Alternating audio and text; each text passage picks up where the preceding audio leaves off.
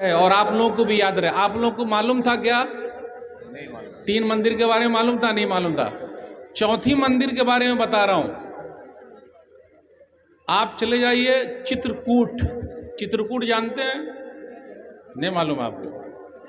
चित्रकूट, चित्रकूट के अंदर एक मंदिर बनी हुई है, लेकिन वो मंदिर मस्जिद है, यानी मस्जिद की तरह लगती है। चित्रकूट में एक मंदिर है, लेकिन वो मंदिर मस्जिद की तरह लगती है। उसको औरंगजेब ने बनवाया है। राकेश जी के लिए एक मालूमात, और ये मैंने नहीं कहा, ये मैंने नहीं कहा, इलाहाबाद यूनिवर्सिटी के एक प्रोफेसर ने लिखा है कि चित्रकूट में एक मंदिर है जो मस्जिद की तरह लगती है और उसको औरंगजेब ने बनाया है, और औरंगजेब ने कई गांव उसको दान में दे दिए थे। तो ये चार मंदिरों का मैंने जिक्र किया, इसलिए जिक्र किया कि राकेश जी को याद रहे और अपने साथियों में ये बयान करें कि औरंगजेब ने 50 साल यहाँ हुकूमत की है, और औरंगजेब ने 50 साल में भारत के खजाने से एक नया रुपया नहीं लिया है। ये मैं नहीं कहता, डॉक्टर राम पुनियानी कहते हैं। औरंगजेब टोपी सिल के और औरंगजेब कुरान लिख के अपना खर्चा चलाते थे। ये भी आपको नहीं मालूम होगा। 50 साल तक औरंगजेब ने भारत पर हुकूमत की है और 50 साल तक भारत के खजाने से एक नया पैसा उन्होंने नहीं लिया है। यह मैं नहीं कहता, डॉक्टर राम पुनियानी कहते हैं। और औरंगजेब के ज़माने में भारत की जीडीपी 25, यानी पूरी दुनिया का 1/3 थी। यह भी नहीं मालूम होगा। आप लोगों को मालूम था ये सब? कुछ भी नहीं मालूम था। क्या मालूम है? खान साहब नाच रहे हैं फिल्मी दुनिया में ना, हीरो हीरोइन को जानते हैं, और जब औरंगजेब के ऊपर कोई मसला आता है तो जवाब कौन दे रहे हैं? डॉक्टर राम पुनियानी दे रहे हैं। डॉक्टर राम पुनियानी मुसलमान नहीं है, लेकिन डॉक्टर राम पुनियानी सबसे ज्यादा औरंगजेब के फेवर में वीडियो बना रहे हैं। यह बात भी आप लोगों को नहीं मालूम रही होगी। मालूम थी? नहीं मालूम थी। इसलिए मेरे भाइयों, पढ़िए, मेरा वही कहना है, पढ़िए लिखिए। पढ़ोगे लिखोगे बनोगे नवाब, खेलोगे कूदोगे होगे खराब। सही है? नहीं, अब ऐसा हो गया है, क्योंकि जब से आईपीएल आया है, एक छक्का मारने पर कितना लाख रुपया मिलता है? बहुत पैसा मिलता है। तो क्या होगा? खेलोगे कूदोगे बनोगे लाजवाब, और पढ़ोगे लिखोगे बनोगे नवाब। सही है ना? खेल कूद में भी पैसा है। अगर आप अच्छा खेलिएगा तो आपका नाम टीम में आएगा। भाई, आपकी टीम में शमी नाम का कोई खिलाड़ी खेल रहा कि नहीं खेल रहा? तो ये अपने भारत की खूबसूरती है कि नहीं? और एक और खिलाड़ी है, सिख खिलाड़ी, का नाम क्या है? अरे नहीं भाई, ये अपने भारत की खूबसूरती है। इसलिए मैं आप लोगों से पूछना चाहता हूं, सिर्फ मुस्लिम का नाम याद रखिएगा। अर्शदीप सिंह सिख हैं, भारत के लिए खेल रहे हैं। तो यही अपने भारत की खूबसूरती है, और भारत को जिताते जा रहे हैं। सब लोग कोशिश कर रहे हैं। एक तरफ अगर कोहली है तो शमी भी हैं, सिराज भी हैं, अर्शदीप सिंह भी हैं। सब लोग मेहनत कर रहे हैं कि नहीं कर रहे? तो हम सबको मिलकर भारत को आगे ले जाना है इंशाअल्लाह। बोले भी नहीं। अपना भारत तरक्की कब करेगा? जब सब मिलकर चलेंगे। अगर कोई भी पीछे रह जाएगा तो भारत कभी भी तरक्की नहीं कर सकता, वरना पूरी दुनिया में बदनाम हो जाएगा। यहाँ थोड़ा सा भी कुछ होता है, पूरी दुनिया वाले को पता चल जाता है, क्योंकि अभी मीडिया का दौर है, कोई भी चीज़ छुप नहीं सकती। वैसे राकेश यादव जी ने कहा बाबरी मस्जिद के बारे में, लेकिन मैं तो यही कहूँगा कि सुप्रीम कोर्ट के ज़रिए ये हुआ है। हम सम्मान करते हैं, हम इज्जत करते हैं, हम एहतराम करते हैं। हमें सुप्रीम कोर्ट पर, हाई कोर्ट पर, लोअर कोर्ट पर, सब पर भरोसा है। भरोसा है कि नहीं भाई? सब पर भरोसा है। आज एक मस्जिद गई है, और आपको मालूम है, मैं यादव जी के लिए बताना चाह रहा हूं, अब उनके ऊपर मेरा मौजू ही चेंज हो गया। आपको मालूम है, बाबरी मस्जिद पर पहला हथौड़ा जिसने चलाया था उसका नाम क्या था? कुछ भी नहीं मालूम आपको? इतना बड़ा मजमा। बाबरी मस्जिद को ढाने के लिए जो पहला हथौड़ा जिसने चलाया था उसका नाम था बलबीर सिंह। क्या नाम था? बलबीर सिंह। बलबीर सिंह 6 दिसंबर 1992 को बाबरी मस्जिद पर पहला हथौड़ा चलाया। ऊपर गुम्बद पर चढ़ गए, पहला हथौड़ा चलाया। और आपको मालूम है यही बलबीर सिंह 1 साल के बाद 1993 में बलबीर सिंह से मोहम्मद आमिर हो गए। उन्होंने इस्लाम कबूल कर लिया। कैसे हुआ ऐसा? 1 साल के बाद जिस बंदे ने बाबरी मस्जिद पर पहला हथौड़ा चलाया वो बंदा 1 साल के बाद इस्लाम कबूल कर लेता है। वो कैसे? ये हमारी मोहब्बत की वजह से, हमारे अखलाक की वजह से। और उसका नाम है मोहम्मद आमिर। अभी 2 साल पहले उनका इंतकाल हो गया। बलबीर सिंह ने अहद किया था, गौर से सुनिएगा, बलबीर सिंह ने अहद किया था जब तक मैं 100 मस्जिद नहीं बनाऊंगा या 100 मस्जिद रिपेयर नहीं करूंगा बाबरी मस्जिद की भरपाई नहीं हो सकती है। क्योंकि मैं भगवान के यहाँ मुंह दिखाना नहीं चाहता कि मैंने ही मस्जिद पर पहला हथौड़ा चलाया है। और अल्लाह ताला ने बलबीर सिंह को मोहम्मद आमिर बना दिया और मोहम्मद आमिर ने 100 मस्जिद बनाकर अल्हम्दुलिल्लाह अभी दुनिया से रुखसत हो गया, उनका इंतकाल हो गया। एक मस्जिद गई है, 100 मस्जिद बन गई है। अल्हम्दुलिल्लाह तो बोलिए। तो दुनिया ऐसे भी लोग हैं अपने भारत देश में, है कि नहीं है? तो अपना भारत देश बड़ा खूबसूरत है, बड़ा प्यारा है। अगर कोई भारत के खिलाफ कुछ बोलता है तो हमें बड़ी तकलीफ होती है, हम मुसलमानों को। और आपको मालूम है अपने भारत के मिसाइल मैन कौन है? Doctor APJ Abdul Kalam. और भारत को सबसे बड़ा चंदा अगर किसी ने दिया था जंग के मौके पर, वो एक मुसलमान था। उस मुसलमान का नाम क्या है?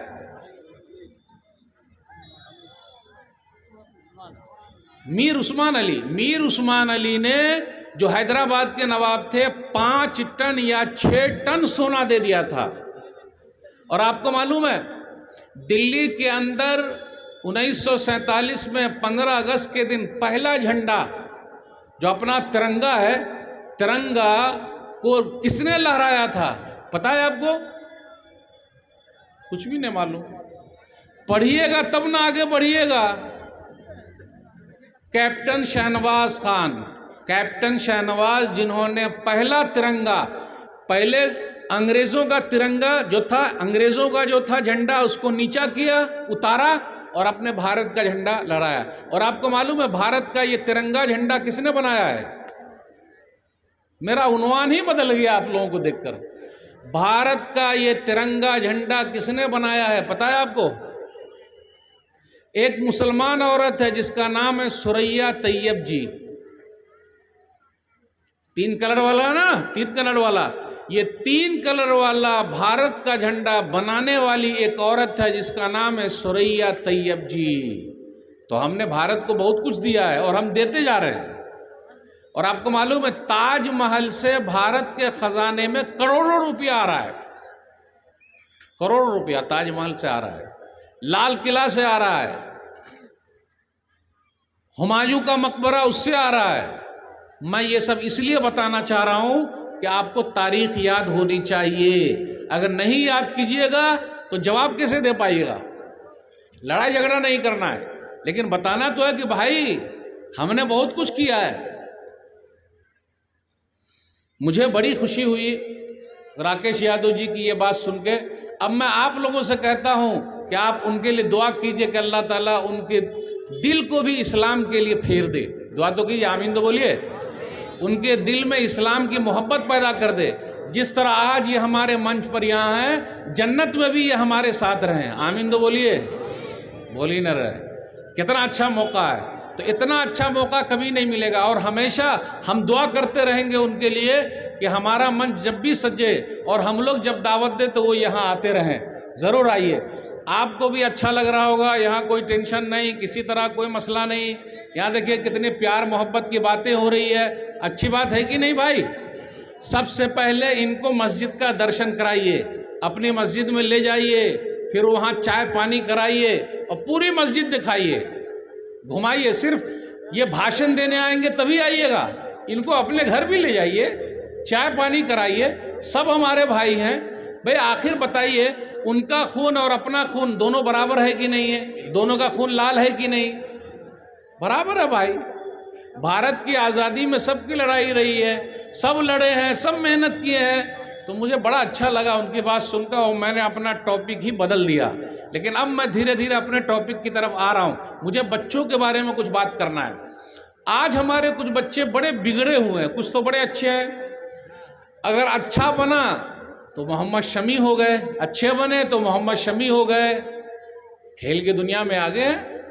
खराब हुए तो देख ही रहे हैं आप, खराब लोग इधर उधर घूम रहे हैं। और जो पढ़ाई लिखाई नहीं करेगा वो आगे नहीं बढ़ सकता, बल्कि वो हमेशा पीछे रहेगा। इसलिए पढ़िए, आगे बढ़िए। बेटियां भी पढ़ेगी तब ना आगे बढ़ेगी। प्रधानमंत्री जी कहते हैं बेटी पढ़ाओ बेटी बचाओ, है ना, बेटी पढ़ाओ बेटी बचाओ। तो बेटिया को पढ़ाइए और बेटिया को बचाइए और आगे लेके जाइए। माशाअल्लाह इतना बड़ा मजमा, और रात के इतने बजे, लगभग 12 बज रहे हैं और आप लोग सब मुझे सुन रहे हैं। जबकि मैं बंगला जानता नहीं, लेकिन मेरी उर्दू आप लोगों को थोड़ा बहुत भी समझ में आ रही है अल्हम्दुलिल्लाह। 100% आ रही है समझ में। चलिए अल्हम्दुलिल्लाह। तो वो 3 मंदिर का नाम याद रखिएगा। अगर वो एक भी बता दीजिएगा किसी को तो आज भी वो जाके कागज़ को चेक कर ले, वहाँ औरंगज़ेब का नाम आराम से मिल जाएगा। और आप बनारस चले जाइए। अभी मैं बनारस गया था और बनारस में मैं घाट पर भी गया था और आराम से गया। पूरे बनारस में, अब राकेश यादव जी भी गए होंगे, पूरे बनारस में और घाट पर अकेली एक मस्जिद खड़ी हुई है। आप लोगों ने देखा? कभी गए नहीं? मैं गया, एक मस्जिद है अकेली खड़ी हुई है। और आपको सुनकर ताज्जुब होगा, उस मस्जिद की हिफाजत मुसलमान नहीं, गौर से सुनिएगा, उस मस्जिद की हिफाजत मुसलमान नहीं बल्कि हमारे हिंदू भाई कर रहे हैं। बनारस के अंदर एक मस्जिद ऐसी है, घाट पर, मैं उस मस्जिद के अंदर गया, आजू बाजू में किसी भी मुसलमान का घर नहीं है, लेकिन उस मस्जिद की हिफाजत मुसलमान नहीं बल्कि हमारे भाई कर रहे हैं। इससे ये पता चला सब आपके दुश्मन नहीं हैं। आप किसी को अपना दुश्मन न समझिए, आपके दोस्त हैं, पहले उनसे मिलिए, तो उनको अपने यहाँ बुलाइए, तो फिर प्यार मोहब्बत की बातें होगी। तो ये बातें बताना ज़रा ज़रूरी था। अब मैं अपने बच्चों की तरफ आता हूँ, जो बच्चे हमारे कुछ बिगड़े हुए हैं। आप देख लीजिए, कुछ बच्चे ऐसे हैं जिनके कान में बाली है, कान में बाली, होठों पे गाली, मुंह पे गाली, सिर्फ गाली बकते रहते हैं वो लोग। ऐसा कुछ लोगों को देखिएगा कड़ा पहने हुए और मारते रहते हैं। कुछ लोगों को देखिएगा, कुछ नौजवानों को, मैं नौजवानों की बात कर रहा हूँ, उनका खून बहुत गर्म होता। थोड़ा सा किसी से ऐसा धक्का लग गया, देखता नहीं है क्या कैसे चल रहा है? जी नहीं, आपको अच्छा बनना है, ऐसा बनना है कि दुनिया आपका नाम याद रखे। जब आप अच्छे बनिएगा तब ना दुनिया आपका नाम याद रखेगी, और ऐसे खराब रहिएगा तो दुनिया कैसे याद रखेगी? अच्छा बनिए। और बच्चों को अच्छा कैसे बनाना है, माँ बाप को उसके लिए बड़ी मेहनत करनी पड़ेगी, और ऐसे सम्मेलन की ज़रूरत है। माशाअल्लाह, मैं मुबारकबाद देता हूँ पूरी टीम को, जिन्होंने इतना बड़ा सम्मेलन रखा है ताकि लोगों को अच्छा बनाया जाए। इतनी बड़ी गैदरिंग यहाँ जमा हुई है ताकि लोगों को अच्छा बनाया जाए। अल्लाह ताला इसी तरीके से आपको हौसला दे और ये काम करते चले जाइए। मस्जिद के लिए आप बात कर रहे हैं, मस्जिद के लिए यहाँ चंदा जमा हो रहा है, मस्जिद के लिए लोग पैसा दे रहे हैं? कोई नहीं दे रहा ना? कभी भी ऐसा नहीं होता। जो कुछ भी होगा हमको खुद तैयारी करनी, खुद अपना एक वक्त का खाना कम खाएंगे, रोटी कम खाएंगे, भात कम खाएंगे, दाल कम खाएंगे, लेकिन अल्लाह का घर पहले बनाएंगे। और जो अल्लाह का घर बनाता है, अल्लाह उसके लिए जन्नत में घर बनाते हैं। इसलिए हमारा कंसेप्ट है कि हमको मरना है। 3 चीज़ याद रखिएगा, माँ के पेट में सब आदमी रहे, सबको पता है मैं था। नंबर 2, दुनिया में आए हैं, अभी हम घूम रहे हैं। नंबर 3, हमको मर जाना है। ये 3 चीज़ पता है। इस्लाम के अंदर चौथी चीज़ भी है कि मरने के बाद उठना है। इसलिए इस्लाम के अंदर जो बच्चे कॉलेज में पढ़ रहे हैं, एक जुमला जानते होंगे, प्रोबेबिलिटी, यानी अगर ऐसा हो गया तो इसलिए इस्लाम क्या मानता है, मुसलमान क्या मानते हैं कि मरने के बाद अल्लाह सबको जिंदा करेगा।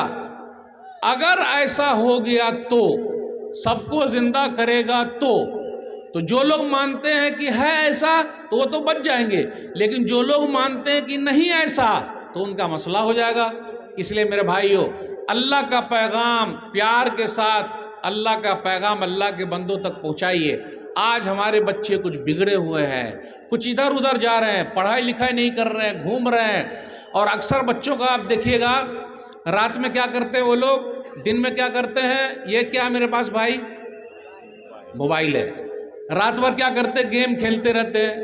एक गेम आया, उसका नाम क्या था, पबजी गेम आप लोग खेलते हैं। पबजी बहुत खेलते, गेम खेलते रहते, पबजी।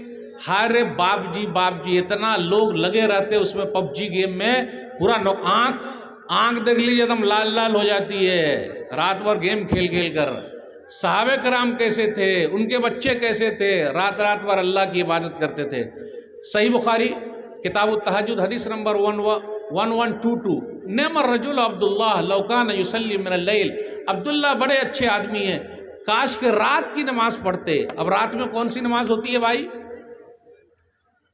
रात में कौन सी नमाज होती, तहज्जुद की नमाज है। आज हमारी और आपकी नमाज कितने वक्त की रह गई है, 8 की, खाट की, 360 की। 8 वाली जुम्मा की नमाज, खाट वाली जनाजे की नमाज, 360 वाली ईद बकरीद की नमाज, बस खत्म। सही है कि नहीं। 8 की, खाट की, 360 की। अब ये जितने बड़े मजमे में सब लोग मौजूद हैं यहाँ, अगर फजर में सब लोग हाजिर हो जाएं तो, फजर में सब लोग हाजिर हो जाए तो आज फलस्तीन के अंदर बैतुल मक़दिस इसराइल के कब्जे में है। इसराइल का कहना यह है कि अगर सब मुसलमान फजर के नमाजी हो जाए तो हमारा बैतुल मक़दिस उनके हाथ में चला जाए, फजर के नमाजी। और आपको मालूम है, बिल गेट्स, अदानी, अंबानी, बहुत पैसा उनके पास, लेकिन सबसे बड़ा पैसे वाला कौन है। एक हदीस सुन के जाइएगा, सबसे बड़ा पैसे वाला कौन है, आज मौलवी साहब बता ही देते हैं। सही मुस्लिम किताब सलातुल मुसाफिर हदीस नंबर 725, रकअतल फज्र खैरुम मिनद दुनिया व मा फीहा। जिसने फजर के वक्त की 2 रकअत सुन्नत पढ़ ली, उसके पास पूरी दुनिया और पूरी दुनिया में जितना सामान है सब मौजूद है। अल्लाहु अकबर। फजर की 2 रकअत सुन्नत। आज ये मोबाइल हमारे पास है, हमारा अगर कोई चीज गिर जाए तो हम क्या बोलते हैं, ओह आह, ऐसा करते ना, लेकिन अगर मोबाइल गिर जाए तो पूरी जान निकल जाती है, अरे गया काम से। अभी मैं सफर कर रहा था, रात में सोते सोते क्या हुआ, ट्रेन में लेटा हुआ हूं, अब कोई चीज देख रहा था और ऐसे नींद लग गई और सीधा मोबाइल मेरा नीचे गिर के रखा हुआ है। वो तो 3 AC में था। पुलिस वाले वहां से गए। देखिए, सब लोग पुलिस वाले का जब नाम सुनते हैं तो सब सीधा मुंह पे गाली ले आते हैं, पुलिस वाले की बात मत करना। लेकिन हर पुलिस वाला ऐसा नहीं है, हर पुलिस वाले ऐसे नहीं है। उन्होंने जैसे देखा मेरा मोबाइल नीचे गिरा हुआ है, अगर हम में से कोई आदमी होता तो क्या करता, अपने जेब में डाल लेता। और ये मौलवी साहब का मोबाइल है, माशाल्लाह, सस्ता वाला नहीं है, अच्छा वाला, अल्हम्दुलिल्लाह। अब आप लोग समझ ही गए, अल्हम्दुलिल्लाह। तो क्या हुआ, ये मोबाइल ऐसे रखा हुआ है, वो सामने आए, एकदम अभी जल्दी का वाकया, मोबाइल उठाया और मुझे उठाया, अजी ये आपका मोबाइल है। तो अब मेरी नींद खुली कि अरे, तो अब मैं तो यहाँ रखा हुआ था, तो यहाँ खोल ये करके देखा, पैजामे में, जेब में, तो ये तो है ही नहीं। यहाँ भी देखा नहीं है, यहाँ देखा नहीं है? तो बोला सर जी ये मेरा ही है। बोला ऐसे ही सोए रहिएगा और मोबाइल ऐसे गिरा रहेगा तो क्या होगा, कोई उठा लेता तो? आज भी ईमानदारी बाकी है। मैं ऐसे पुलिस वालों को, फौजियों को, सबको सलाम करता हूँ, सलूट करता हूँ। लोग नेताजी का नाम सुनते हैं, मुखिया जी का नाम सुनते हैं, बोले गाली बकते। हर आदमी ऐसे नहीं है भाई, हर आदमी ऐसे नहीं है। वो आपकी सेवा में लगे हुए हैं, आप उनका सम्मान कीजिए, उनको इज्जत दीजिए। तो हमारे नौजवान कुछ ऐसे हैं जो रात रात भर मोबाइल में लगे हुए हैं। अल्लाह के लिए रात को सोने में गुजारिए, ताकि क्या हो, सुबह के वक्त जब हम फजर की नमाज पढ़ें तो उसके बाद हमारा फायदा हो। हमारे कुछ नौजवान ऐसे हैं जो अभी शादी नहीं कर रहे। शादी क्यों नहीं कर रहे भाई? अरे मौलवी साहब, पैर पर खड़े होंगे तो शादी करेंगे। सब लोग ऐसे बोलते हैं पैर पर खड़े होना। तो अभी हमारा पैर पर खड़े हुए या हाथ पर खड़े हुए, बताइए? हाथ पर खड़े हुए हैं, अभी भी हमारा पैर पर ही है। तो लेकिन क्या बोलते, अरे मौलवी साहब ऐसा नहीं, वो पैसे वाला पैर होना चाहिए। और आप लोगों के यहाँ शादी ब्याह में दान दहेज में सामान लोग लेते हैं क्या, 2 चक्का या 4 चक्का? सही जवाब दीजिएगा।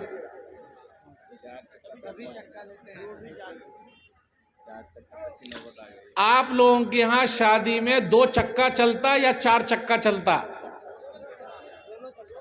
2 चक्का से मुराद फटफटिया ना? अरे बोलिए ना, 2 चक्का से मुराद फटफटिया, और 4 चक्का से मुराद बोलोरो। सही कहा आपने, बोलो दोनों चल रहा है। अब आप ही बताइए, अगर इतनी महंगी शादी कीजिएगा तो इतनी बहनें बैठी हुई हैं, उनकी शादी कैसे होगी भाई? अच्छा, बाराती भी आप लोग जाते हैं, जाते हैं कि नहीं जाते? कितने जा रहे हैं बाराती आपके यहाँ? 200 लोग। शेख साहब 200 लोग जाते हैं? अल्लाह अकबर। इतने बड़े लोग, इतना बड़ा मजमा, अगर सब लोग आज से बोले, आज से, लॉकडाउन जब लगा था तो सरकार ने क्या कहा था, कितने लोग जाएंगे बाराती? 20 लोग। हम सरकार से आग्रह करते हैं इस मन से कि वो आज ही कानून बना दे कि लॉकडाउन वाला कानून शादी वाला हमेशा चलेगा। फायदा है कि नहीं, बताइए? अगर सरकार बोले 20 तो 20, अगर 20 ही लोग जाना शुरू कर दे तो बेटी वाले का फायदा होगा कि नहीं होगा? बड़ा फायदा हो जाएगा, और अच्छा खा के भी आएंगे। ये 100-100 लोग, 200-200 लोग, और खाने में मालूम है क्या क्या मिलता? आजकल लोग पानी भी बिस्लेरी वाला पी रहे हैं, पी रहे कि नहीं? शादी ब्याह में जाते, और एक पानी का नाम आता कीनले। कीनले जानते हैं आप? कीनले।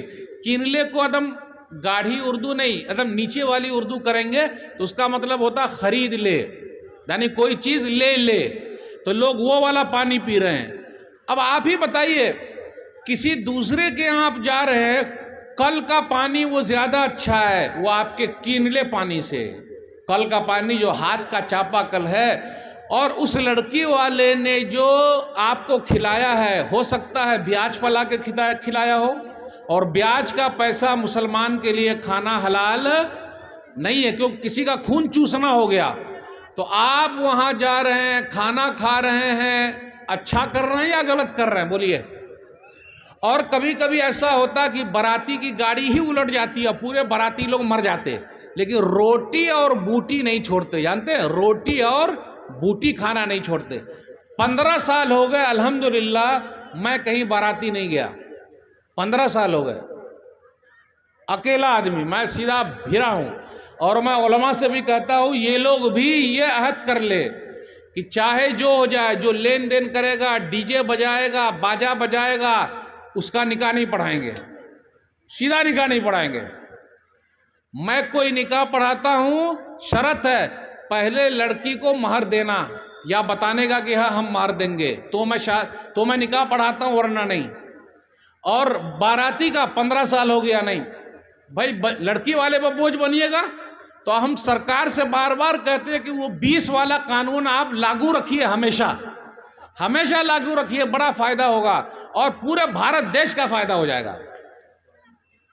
होगा कि नहीं होगा? माशाअल्लाह। इसलिए मेरे भाइयों, शादी सादी करनी है, सिंपल करनी है। जितना सिंपल कीजिएगा बेटी वाला आपको दुआ देगा।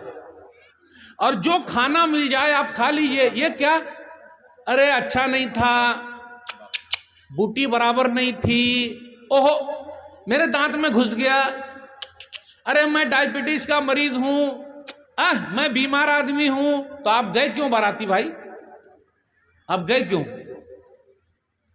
तो आज इस मंच से आप लोग लेके जाइए, बाराती नहीं जाएंगे। बोलिए मेरे साथ, बाराती। देखिए नहीं बोल रहे हैं क्योंकि जाएंगे सब।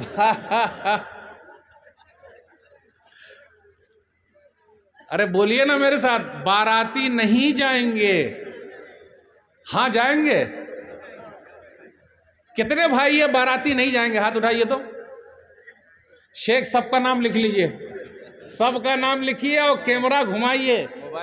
मोबाइल से अभी फोटो ले रहे हैं, हाथ उठाइए। ये लोग बारात नहीं जाएंगे अब, बस खत्म। जैसे मैं 15 साल से नहीं जा रहा हूं, तो अगर मेरा साथ 15 लोग भी दे दें तो बहुत है भाई। नहीं जाना है तो नहीं जाना है, क्योंकि लड़की वाले में बोझ क्यों बनना?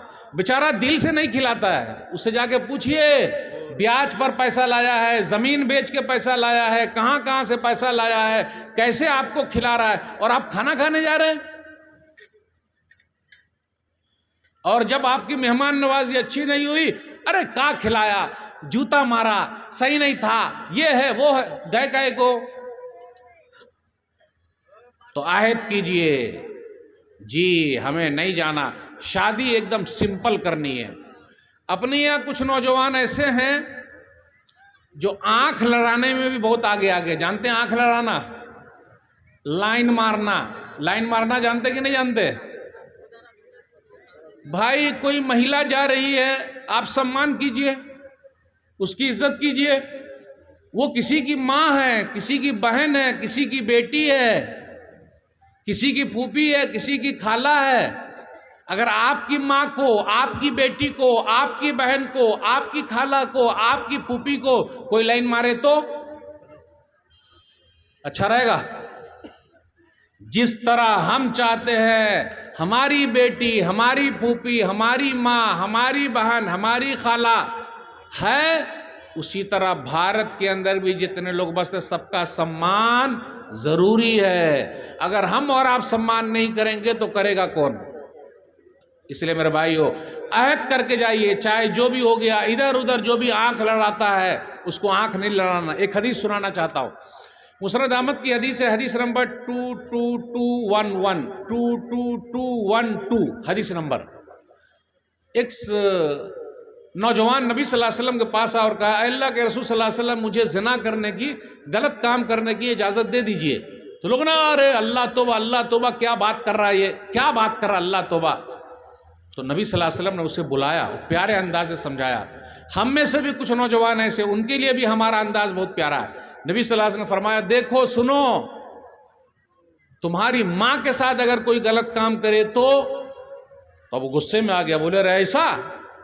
तो नबी सल्लल्लाहु अलैहि वसल्लम ने कहा कि लोग भी नहीं चाहते कि उनकी माँओं के साथ कोई गलत काम करे। फिर कहा तुम्हारी बेटी के साथ कोई गलत काम करे तो? बोले नहीं, ऐसा कैसे होगा? बोले लोग भी नहीं चाहते कि उनकी बेटियों के साथ कोई गलत काम करे। फिर कहा अच्छा ये बताओ तुम्हारी बहन के साथ कोई गलत काम करे तो? बोले नहीं, ऐसा कैसे हो जाएगा? फूफी के साथ, खाला के साथ? बोले ऐसा कैसे होगा? प्यारे नबी सल्लल्लाहु अलैहि वसल्लम ने दुआ कर दी और कहा, अल्लाहुम्मा अग़फ़िर ज़ंबहु व तहिर क़ल्बहु व हस्सिन फ़रजहु, ऐ अल्लाह इनके गुनाह को माफ़ कर दे, इनके दिल को साफ़ कर दे, इनकी शर्मगाह को पाक कर दे। आगे आया हदीस में लिख के कि जब नबी सल्लल्लाहु अलैहि वसल्लम ने ऐसी दुआ कर दी तो मैं भी दुआ करता हूँ ऐसे नौजवानों के लिए। जब नबी सल्लल्लाहु अलैहि वसल्लम ने ऐसी दुआ कर दी, दुआ में बहुत तासीर है, दुआ करते रहिए हमेशा। ऐसी दुआ कर दी, हदीस के अंदर आया कि फिर उसके बाद वो नौजवान कभी बुराई की तरफ नहीं आया। अल्लाह तौबा कर लिया, कान पकड़ लिया। इसलिए हम और आप जब ये चीज़ सुनते हैं तो अपनी सोसाइटी को अच्छा बनाने के लिए हमें और आपको आगे बढ़ना होगा, तभी हमारा भारत देश आगे निकलेगा। अगर हम और आप एक रहेंगे तभी हमारा फायदा होगा। एक दो मिसाल और देना चाहता हूँ। कुछ नौजवानों के बाल आप देख लीजिए, सुअर कट बाल है। जानते हैं सुअर कट बाल? ये मेरा सर देखिए, सुअर कट बाल मतलब ये चारों तरफ से, ये साइड से काट लेता है, बीच में उठा देता है। रसल को जानते हैं आप लोग? रसल, अरे वेस्ट इंडीज टीम के खिलाड़ी है ना रसल, रसल बॉल को कर देते हैं मसल, कोई भी मारे वो सिर्फ छक्का मारते हैं। रसल बॉल को बहुत मारते, छक्का मारते हो। वो रसल का भी बाल वैसे ही उठा हुआ है, तो हमारे कुछ नौजवान वैसे उठा के चल, तो ऐसे कट को बोलते हैं सुअर कट। ये कौन सा कट है ये? क्योंकि सुअर का मुंह देखिएगा आप, ऐसा मुंह बनाया रहता है, उसके ऊपर बाल ऐसे खड़ा रहता। ये मैं नहीं कहता, आप फोटो में जाके देख लीजिए, आपको सीधा मिल जाएगा कि मौली साहब जो बोल रहे हैं, ऐसा सुअर अमेरिका में पाया जाता है, वो उसी टाइप से उनका भी बाल ऐसे खड़ा हुआ है। तो ऐसा मत कीजिए, नबी सल्लल्लाहु अलैहि वसल्लम ने ऐसा बाल रखने से मना किया है। हदीस के अंदर आया, सही बुखारी किताबुल लिबास हदीस नंबर 5920, यनहा अनिल क़ज़ी, कि नबी सल्लल्लाहु अलैहि वसल्लम ने ऐसा बाल काटने से, कुछ काट लिया जाए कुछ छोड़ दिया जाए, ऐसा करने से मना किया है। अपने यहाँ एक चीज़ और है, लोगों को क्या करना चाहिए? दाढ़ी बढ़ाओ, मोछ कटाओ। लेकिन अपने यहाँ कितने लोग ऐसे मिल जाएंगे आपको कि वो दाढ़ी भी छिलाए हुए हैं। दाढ़ी छिलाए कि नहीं छिलाए? यादव जी को देखिए, उनके बाद दाढ़ी है कि नहीं है? कितने सुंदर लगते हैं देखने में, देख रहे हैं आप? दाढ़ी में कितने अच्छे लग रहे हैं, लग रहे हैं कि नहीं लग रहे हैं? तो मैं आप जैसे नौजवानों को बोलता हूं, आप काहे छिलाते हैं? उनको देखिए कितने अच्छे लग रहे हैं। अच्छा, प्रधानमंत्री जी के पास भी दाढ़ी है कि नहीं है? प्रधानमंत्री, और अपने पुराने एक प्रधानमंत्री जी थे मनमोहन सिंह जी, दाढ़ी थी कि नहीं थी? है। तो आप रखिएगा तो डर की बात क्या है? क्यों घबराते हैं आप? और माँ बहनों से कहता हूं, आपने पर्दा करना, क्योंकि अपने भारत देश के अंदर ऐसा है कि आप हिंदू महिला को भी देखिए, आप लोगों के इलाके में भी वो घूंघट लेती है। आप राजस्थान चले जाइए, बिहार में जाइए, गुजरात जाइए, कहीं भी जाइए, वो लंबा घूंघट लेती है। वो जो पुरानी औरतें सब है, आप देखिए, नई नई महिला सब। तो ये तो हमारे भारत की संस्कृति है, ये तो खूबसूरती है। तो अगर हमारी औरतें पिल्लू लेगी, कपड़े लेगी, तो गलत क्या है? हिजाब और निकाब, इसका मसला क्या है? ये तो अपने भारत देश के अंदर अनेकता में एकता है। सही हिंदी बोला कि नहीं? अनेकता में एकता है, यानी भारत में हर तरह के लोग बस